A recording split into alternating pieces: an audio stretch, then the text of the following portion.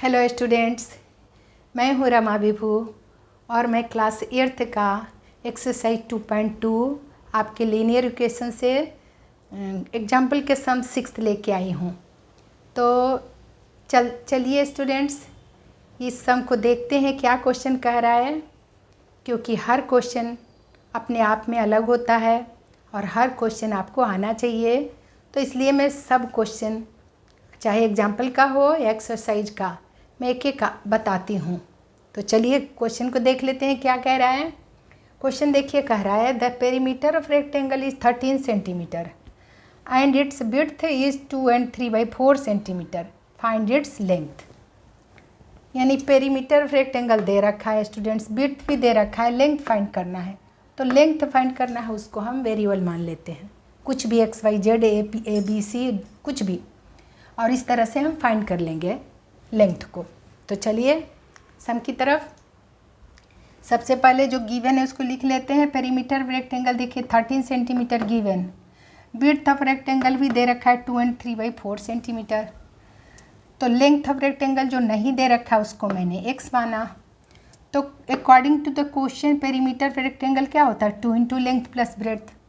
तो पेरीमीटर तो दे रखा है, तो LHS में पेरीमीटर ऑफ रेक्टेंगल की जगह वैल्यू पुट कर दिए, इक्वल के बाद 2 into L के जगह पर x लिख दिए और ब्रेड्थ के जगह पे 2 and 3/4 लिख दिए। इस तरह से इक्वेशन हमारा बन गया। अब इक्वेशन बन गया ना, LHS RHS जहाँ मिल गया हमें इक्वल के बाद, इक्वल का साइन जहाँ लगता है, यानी आप समझ जाओ कि इक्वेशन बन गया। तो 13 is equal to 2 into x plus इसको 2 4 जाए 8 + 3 11/4 हो गया आपका।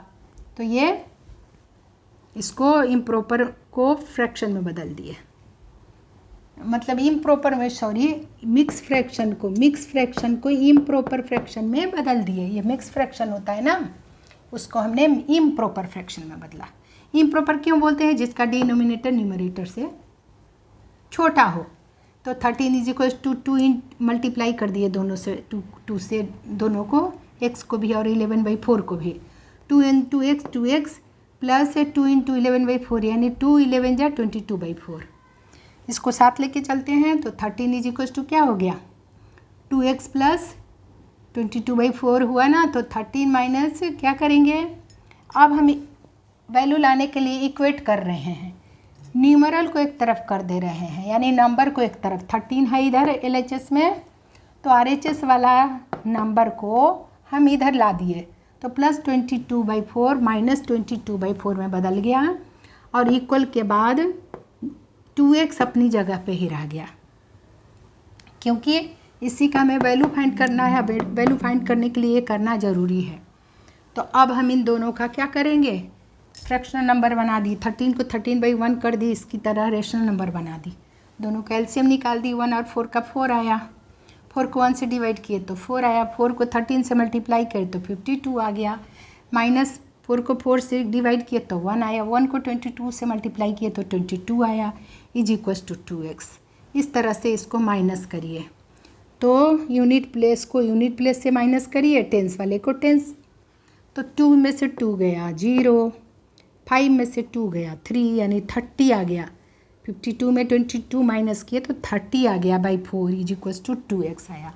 अब 30 और 4 इवन नंबर है, 2 से कटा, 15 2 जा 30 और 2 2 जा 4, इज इक्वल टू 2x। इसका क्या आ गया, 15/2 आ गया इसका value, is equal to 2x/1। इसको क्या करी मैं, क्रॉस मल्टीप्लाई कर दिए x का वैल्यू लाने के लिए। इसको और तरीका भी है, आपको बताई हूँ मैं, लेकिन यहाँ क्रॉस मल्टीप्लाई करने से दिख जाता है। आप ज़्यादा प्रैक्टिस करोगे ना स्टूडेंट, तो पता चल जाएगा कि कहाँ क्या करें हम। तो 2 को 2x से मल्टीप्लाई करें तो 4x आ गया, 15 1 जा 15। अब x वाले को इधर लिख दी जानबूझ के आप, 15 1 जा 15 इज इक्वल टू 15 1 जा 15 इज इक्वल टू 2 2 जा 4x, यहाँ भी लिख सकते थे, लेकिन हमने x वाले को इधर LHS में ला दिए और RHS में 15 1 जा क्रॉस मल्टीप्लाई इसे कहते हैं। 15 को 1 से मल्टीप्लाई की, 2 को 2x से, तो 2 2 जा 4x, x वाले को इधर रख दिया, इसको न्यूमरल को इधर रख दी। तो 4x का मतलब 4x से मल्टीप्लाई है, तो x का वैल्यू कैसे आएगा, इक्वल के बाद 15 था, 15 को डिवाइड करना पड़ेगा 4 से। क्यों, क्योंकि x से 4x से मल्टीप्लाई बोलो या x से 4 मल्टीप्लाई, एक ही बात है।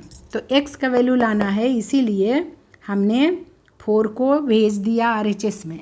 RHS में भेजा तो वही काम है, उल्टा होता है, मल्टीप्लाई है तो डिवाइड हो गया, उल्टा 4x मतलब 4 इंटू एक्स था, तो क्या हो गया, मल्टीप्लाई का उल्टा डिवाइड हो गया, यानी 15/4 आ गया x का वैल्यू। यही तो फाइंड करना था, x का वैल्यू यानी लेंथ फाइंड हो गया। तो 15/4 सेंटीमीटर लिखिए, या फिर ब्रेड्थ जब मिक्स फ्रैक्शन में दिया था तो मिक्स फ्रैक्शन में हमने इसे ला दिया। 15 को 4 से डिवाइड करोगे तो 15 को 4 से किए तो 4 3 जा 12 और 4 4 जा 16 ज़्यादा बड़ा नंबर आ जाता तो 4 3 जा 12 माइनस करोगे 15 में से तो कितना बचा 3, तो 3 बचा हुआ ऊपर लिखिए और बाई 4 यानी 3 एंड 3/4 सेंटीमीटर आपका आंसर आ गया, यानी यही आपका लेंथ आ गया। So length of rectangle x = 15/4 centimetre आपका आंसर आ गया स्टूडेंट्स। अब देखिए अभी भी हमें डाउट है कि क्या पता सही बना कि नहीं बना सम, तो इस टाइप की इक्वेशन में चेक कर लेना चाहिए। तो हम चेक कर लेते हैं, चलिए। अब चेक करने के लिए हमें x का वैल्यू किधर है, RHS में है। जो RHS जिसमें XYZ जहाँ पे क्या हो, वेरिएबल हो, उसको रखना चाहिए चेक करने के लिए, और जिधर न्यूमरल है उतना हम वहाँ पहुँच जाएंगे, यानी हमारा सम सही है। तो हम RHS में वैल्यू पुट करेंगे, RHS को लेके चलते हैं और LHS पे यानी 13 पे हमें आंसर लाना है। 13 आ जाएगा, LHS पहुँचेंगे तो हम समझेंगे सही है सम। तो RHS 2x प्लस में देखिए इसी का ये वैल्यू है, इसका ये वैल्यू है, फिर 2 से अभी भी मल्टीप्लाई बाकी था, सबको मल्टीप्लाई करके सिंप्लीफाई करके ये लाए, यानी यही चीज़ का ये सेम वैल्यू है, तो इसको हमें ले रही हूँ।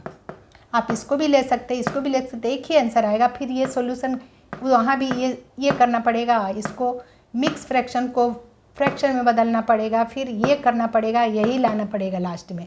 तो हम क्यों नहीं यहीं से ले ले, ये LHS और ये RHS, तो हमने इसी को ले लिया, 2x + 22/4 को ले लिया और वैल्यू पुट कर दिया। 2 इंटू एक्स का वैल्यू हमारा 15/4 आया, लिख दी, प्लस 22/4, 2 से कट गया 4, 2 2 जा 4, 15/2 आया, प्लस 22/4 आया। इनका एलसीएम निकाले 4, डिवाइड करेंगे तो 2 आया, 2 को 15 से मल्टीप्लाई किए तो 30 आ गया, प्लस 4 को 4 से डिवाइड किए तो 1 आया, 1 को 22 से मल्टीप्लाई किए 22 आया। इस तरह से दोनों को प्लस किए तो 52 आ गया, 30 + 22 52/4। दोनों को हम एक साथ काट सकते थे, 13 4 जा 52, लेकिन मैंने 2 बार किया। क्यों, 2 से दोनों इवन नंबर है, 26 2 जा 52 और ये 2 2 जा 4, अभी भी कटेगा, 2 बचा था और ऊपर 26 बचा था, यानी 2 से 2 1 जा 2 और ये 13 2 जा 26, इस तरह से 13 आ गया। हम RHS से चले और LHS पे पहुंच गए, हमें 13 ही तो लाना था, यानी हमने सम सही बनाया, बिल्कुल करेक्ट बनाया स्टूडेंट्स। तो इसे अगर वेरीफाई बोलता तो LHS को जो RHS लिख के हम लिख देते हैं वेरीफाइड, लेकिन वेरीफाई नहीं बोला है, हमें तो यहाँ पर चेक कर किए कि हम सही बनाए कि नहीं, तो चेकड लिख सकते हो या एज रिक्वायर्ड लिख सकते हो। तो यही सम था आपका स्टूडेंट्स। तो रिवाइज करते रहिए, मुझे उम्मीद है आप अच्छे से समझे हैं, और जब आपको ये वीडियो पसंद आए, आपको हर स्टेप समझ में आया, तो लाइक कर दीजिए, शेयर कर दीजिए, या नहीं है तो सब्सक्राइब करिए। मिलती हूँ मैं अगले सम के साथ, तब तक अपना खूब ख्याल रखिए स्टूडेंट्स।